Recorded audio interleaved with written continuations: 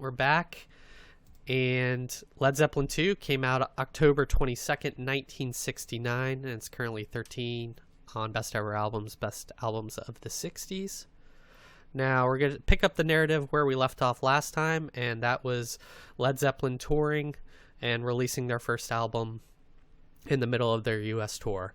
And Led Zeppelin 2 can basically be summed up by touring, and lots of touring at that. They recorded this album across 13 different studios while on tour and in between tour dates in America, totaling 20 days of recording and 2 mixing.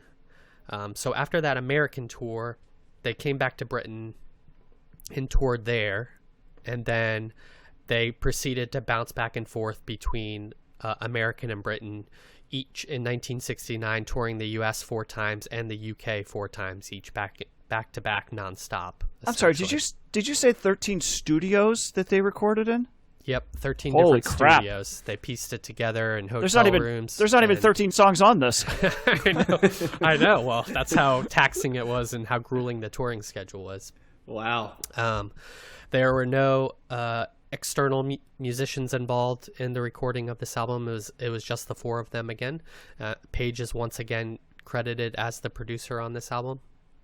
And the difference between this album and the last album is that they are now writing their own material, and they are moving away from just blues covers that they used on their first album, although there are some references to and homages to blues on this album. It's mostly original material. Initially, they were more popular in the U.S. After that first tour, and then that's why they decided to go back to the UK to try and build up some buzz there. And it really took the UK a little bit of time before hysteria took over there as well as it did in the US. That was around mid-1969 that happened. Also of note is that their concerts were often very freewheeling and long, and some of the concerts in total lasted more than 4 hours in length, with them just riffing on different songs and playing extended tracks. So that is, you got your money's worth for that. Take that, Springsteen. I know. Yeah. This was also the period of time where their tour debauchery and groupies came into play. Nice. Were well documented. They actually had... Go ahead, fish John. story or something like that? There is a story about a shark. Apparently. A shark, yes. I did not look into that. But how did you not look into that one? You don't want to Google that one at work. I could. Wait a minute. You saw that there was a fish. There was a story about a shark, and you're like, "Yeah, I don't need to look into that." How does that happen? Hey, I'm not here for the hearsay. I want facts. Is that not in your Led Zeppelin book that you have, Josh? Well, Josh has a. Yes, they referenced the shark story, but they didn't say what it was about. Oh, we have to look that. That's a cleaning the stacks. I know the story. I can tell you. I know the story. Go ahead, John. Yep. It's the I don't have it in front of me, but I know it involved a red-headed groupie. Well, not to disparage the good name of Led Zeppelin, and I want to make sure that we disclaimer this with many of these things may be legends or hearsay, allegedly.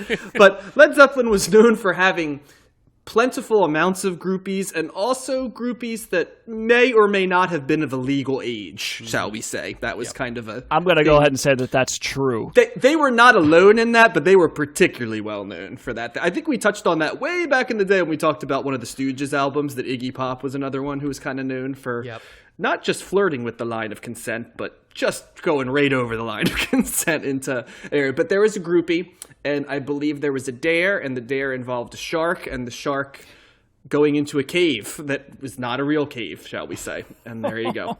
Mm-hmm. Oh, God. What kind of shark was that? While disrobed. I believe it was a mud shark, if I remember correctly. Was it a baby shark, John? It's the most notorious groupie story like of all. That's the reason you know it. You know what I mean? Yeah. It's like...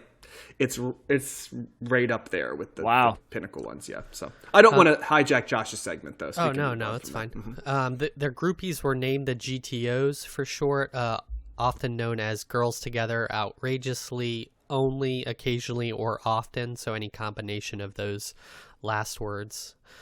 And as John said, even though many other bands before them had groupies and probably had some debauchery. They got the reputation for this. After the success of Led Zeppelin 1, Ahmet Ertegun, who we've mentioned, was the head of Atlantic. He wanted another album out as soon as possible to capitalize on their success, and they eventually settled on October 1969. The first 2 tracks of this album, Jimmy Page said, were written with the band in mind. So, in reference to probably what was going on tour. The 3 other members also got involved with the songwriting at this point, so everybody was contributing from the band. Page himself said that he wanted this album to be more extreme and show the peaks of what they could do, and Robert Plant wanted to incorporate more personal themes and heroic acts and sexual metaphors, which we got all of those. 6 of the 9 songs were originals, while the other 3 were interpretations of blues songs. Speaking of sexual metaphors right there. Yeah. Yep. The album in the U.S. was pre-ordered by 400 to 500,000 people or copies before it was even released. So that there was a lot of hype building up to this album. This was more successful than the first album, and it was #1 in the U.S. and the U.K. It was the first time they had a #1 album, and it knocked Abbey Road out of the top spot twice while on the charts. This is the album. Abbey Road came back, and then it knocked it out again. Oh, yep. Man, they were duking it out. Yeah, yep.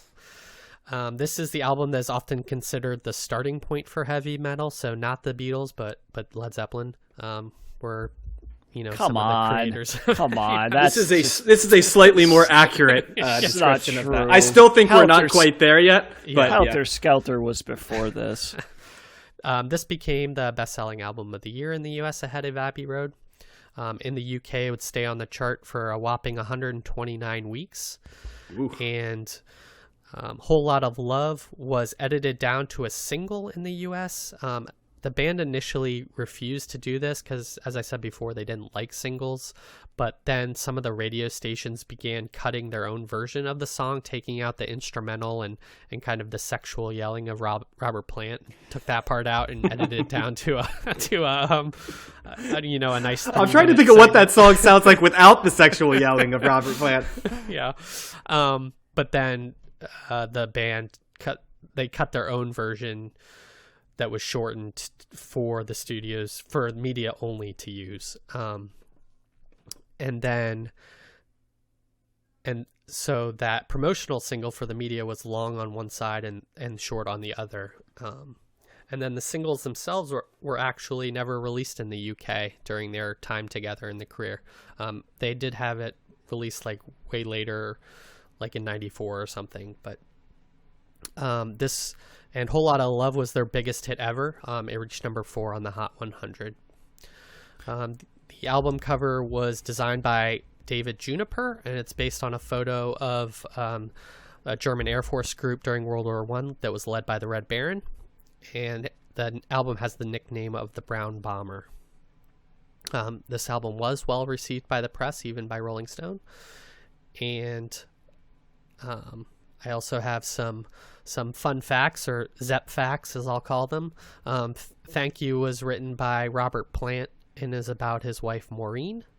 The band did not like the song Living Loving Maid. I saw that in referenced multiple places, and it was only played live once in West Germany in March 12th of 1970. Eddie Van Halen says he got the idea of finger tapping from seeing Led Zeppelin perform Heartbreaker in a Led Zeppelin concert in 1971.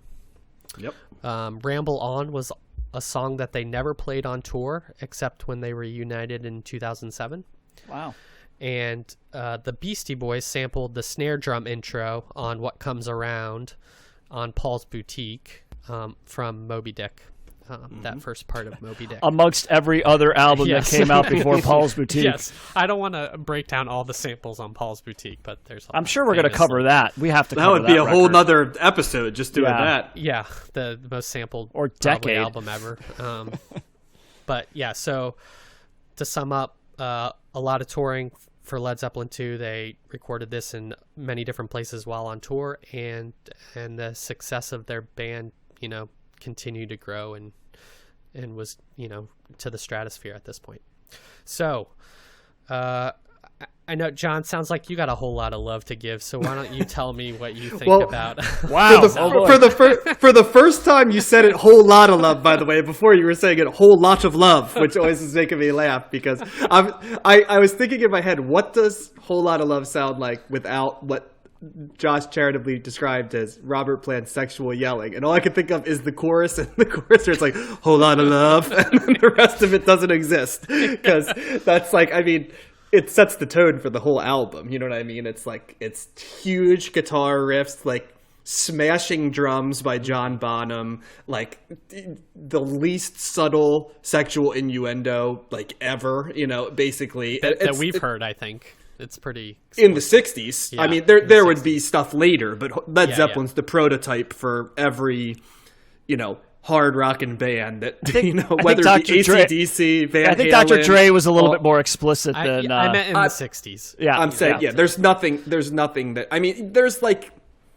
yeah, there's really nothing, because even groups I think of as sexed up later, like the Stones and Iggy Pop, is that they're not there yet. You know what I mean? Like, so Led Zeppelin's breaking down those barriers. But yeah, it sounds awesome. I mean, I don't quite like Led Zeppelin 2 quite as much as I like Led Zeppelin 1, but I really like Led Zeppelin 1. So that's not a knock on the album at all. I still thoroughly enjoyed it. But I do think Led Zeppelin 1 was a little bit more consistent for me, and a little bit more... they're both kind of in their era pretty transformatory, but Led Zeppelin 1 came first, and you really see how they ripped the Band-Aid off of certain things in the 60s and ushered in the 70s and the 70s rock sound. And this is a continuation of it, but when you're the continuation of something that did that, it's always a little bit less than, in my opinion. And to me, I've always thought of these albums as paired sets. Led Zeppelin 1 and Led Zeppelin 2, it's almost like a double album in its own way. But yeah, Whole Lotta Love's great. Heartbreaker is one of my favorite Led Zeppelin songs ever. I really like the songs Thank You and Moby Dick. They're other cuts that I've always liked, and there really isn't a bad song on this album. It's a quick listen, and even though the tracks are around 4 minutes, they always stay interesting. And you know, I like early Led Zeppelin, maybe even more so than I like mid and late Led Zeppelin, in terms of just the energy. And this just reinforced it. Just very easy thumbs up, and they're really humming. And they're not very old at this time either, right? No, they're in their 20s. I was going to say they're probably, I think the oldest Early member of to the band, mid-20s, is it the oldest member of the band? Is it Jimmy Page? I think he's in his mid-20s. And Yeah, I Robert think Plant he's can't be almost- more than 22 or 23 at this point, right? Yep. Wasn't he? I thought he was 19. Did you say he was 19 when Led Zeppelin 1 came? So he's like 20. Yeah, so maybe 20 or 21. Yeah, so he might be. So I mean, when you think, what the hell were you doing at 20? Can you imagine Not being, this. like the biggest band of of all time at that time at 20? No, I can't, and that's what I'm saying. It's pretty remarkable as a artistic statement, you know. But that's a lot of the things with the 60s.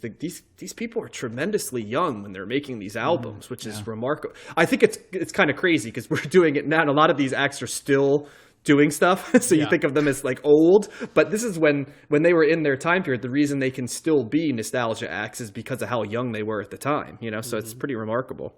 But yeah.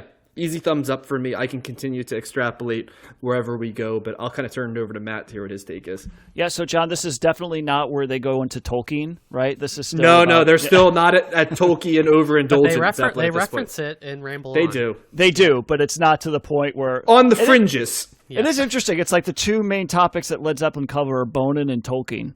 You know, like well, but later they do a lot more Tolkien than Bonin, and I think my ratio is more Bonin songs by Led Zeppelin and less Tolkien songs by Zeppelin. Yeah, that's my. That says a lot about you, John. That's true. You know, it's funny. We'll get to that later another time. Go ahead, continue.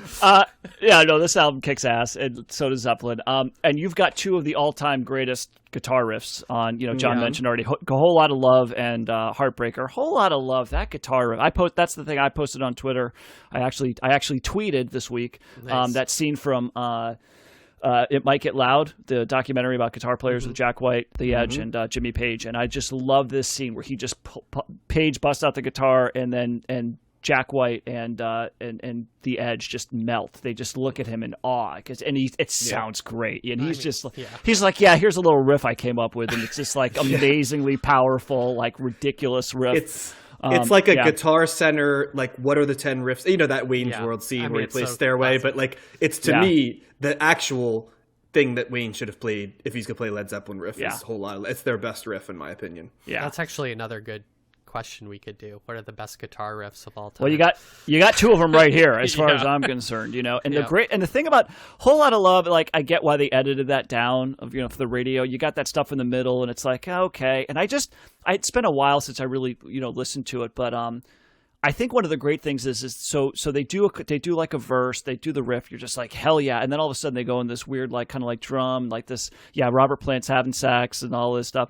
And then, like, they do that for a couple minutes, and all of a sudden, Bonham just kicks in the drums, and then Page goes apeshit, right, on the guitar. And then in the background, it's like, shonk, shonk, whatever sound, however they get that sound effect is, in, like, the late 60s, is perfect. It's so heavy and dark and awesome. And it almost makes that period of the song where it's all that other nonsense worth it, because it's almost that nonsense is important to the song, though. That's what I'm saying. But that's what I'm saying, because if you just listen to the nonsense, like, that's what I'm saying. Like, I'd forgotten how powerful that part was when it finally comes in at, like, I think it's like the 3-minute mark. And then you go, oh yeah, like that build, it's almost building up to it and then just coming. I've always thought with it. Yeah. It's funny you say building up and coming, because I've always thought this song is an orgasm. Like, when you think about it, even the lyrics basically like continue to get more and more explicit. You know, like, way down inside, I'm gonna give you my love, I'm gonna give you every inch of my love, and then hey, and, you know, that sexual moaning that, you know, Josh talked about. Like, isn't that kind of what this song is? It's basically just a musical orgasm at the beginning of the album. That's, if you've never heard it, there you go. They start their album off with an orgasm. And the song isn't even that long. I mean, it's 5 minutes and 30 seconds. So it's like, it was round one of track one. So, you know, they built up other, you know, as but, the you know, like, on. the instrumental part is not, you know, it's not like some sort of, like, 7-minute rambling. No, you know, no. I think it's maybe two. Song. It's maybe 2 minutes. You know, and you kind of get to the point where you're thinking it's all right. It's a little bit long, and then all of a sudden, it's perfect. They know what they're doing, right? Yeah. There's Page is pretty remarkable on producing this stuff, I think. Right now, I would argue they do. I would argue that where we're going to differ on Led Zeppelin down the road is they have it down here, and then they start breaking it into, like, 2 minutes longer, in my opinion, in a lot of the later albums than they should go. So that's going to be a hell of a debate, you know, when that time comes. But it ain't here. Here their timing is perfect. Yeah. Yep. And I agree. I love Heartbreaker as well. That's a great riff. And, you know, I'm kind of surprised. I didn't know Living Loving Maid that well, but I actually really liked that track. And I'm like, oh, the band didn't like it? Because I think it was another great. Great guitar riff on that. Yeah. Yeah, I don't know. I'm curious as to what it is about that they didn't like. But Ramble On's the song that I knew. So, you know, several of the songs, and I've always liked that. I got to say, I could do without Moby Dick. It's okay. I mean, the instrumental, it's a little bit long. It's okay. It's look, there's not a bad song on here, but I'm just saying, you know, I would probably say my two least favorites are probably that and the Lemon Song. That's the 620. That's the long Lemon Song's the long track on here. I like how it ends. The lemon of the album, though. The lemon. Squeeze my lemon. Oh, that's the other thing. I realized I have a really good Robert Plant. I'm singing Robert Plant. Nice. I'm like, well, you need cooling, baby, I'm not fooling. Yeah. Gonna give you my love. Gonna give you my love. That right now, people are like, please stop. I cannot get that high, so I'm not even gonna try. Ramble On is a great song for his lyrics, isn't it? Like, Ramble On. Yeah, it's like the perfect. I sound way better in my head than I do in reality, so I can fully admit that. But I can't say if I like this better than the first one or not. I agree with you, John. It is kind of like, you know, two different sides to the same album. But I really like how it ends with Bring It On Home. I like particularly the second part because it starts off really bluesy and then it kind of goes in a little bit of a different direction, and I did like that. I'm starting to think that with some of these classic rock albums from the 60s, when they go full blues, like when Cream's doing it or Hendrix or Zeppelin, I think I like it fine, but I like the other aspects of those artists. I like how they add to it, I think, is what I appreciate the most about them. And I very much appreciate the blues, and we'll talk about this more when we get to Hendrix in a little bit, but very much appreciate that. It's the foundation of pretty much of just about every popular, you know, musical genre that we've had since. But like when a song is straight up blues, that's something I never really got that into. Well, so I like how these different acts have added to that and made it their own and took it a little bit of a different direction. well, would you say, Matt, then you like R&B? Because the stuff I think you like is, rock is kind of R&B fused with blues. Yeah. Oh, I do like R&B. And the stuff that you like is more where they took R&B and ran with it. Yes, so maybe it's not so much you just like blues, it's just you like the R&B portion, that the pop sensibility and stuff like that. Yeah. Yeah, I mean, I'm much more into melodies and song structure and stuff like that, So yeah, I think that's fair. Even though I also can't sit here and say I'm a huge R&B fan. That's something that I've really delved into. So, but when I hear that, I would rather listen to like an R&B record than a blues record. I think is a pretty safe assessment. But anyway, it's like Chuck Berry versus B.B. King, right? You know what I mean? Like, what would you listen to ahead of time? Yeah, you'd probably say you'd listen to Chuck Berry. Yes, definitely. Yeah. But no, it's great. They sound great, and I love the production. And again, when you compare this to the rest of the records that we're covering in the '60s, I think that's what you talked a little bit of last time, John. Is that how much more you appreciate this in the context of listening to all these other albums that are coming out at the same time, and you're like, wow, this really is like its own thing. And so I'm interested. So Rolling Stone actually liked this. I thought they hated all their stuff. So. No, they had a positive review. I don't have the quote in front of me, but it had to be retroactive though, because they were well known for shitting all over Led Zeppelin's first few albums. Yeah, I don't. I can look that up. Maybe I'll bring it up in. Yeah. I could be wrong, but I know that Rolling Stone is notorious for crapping all over albums, and then like 4 years later going, we listened to it again recently, and it's actually very good right now. Everybody else likes it, so maybe we were wrong.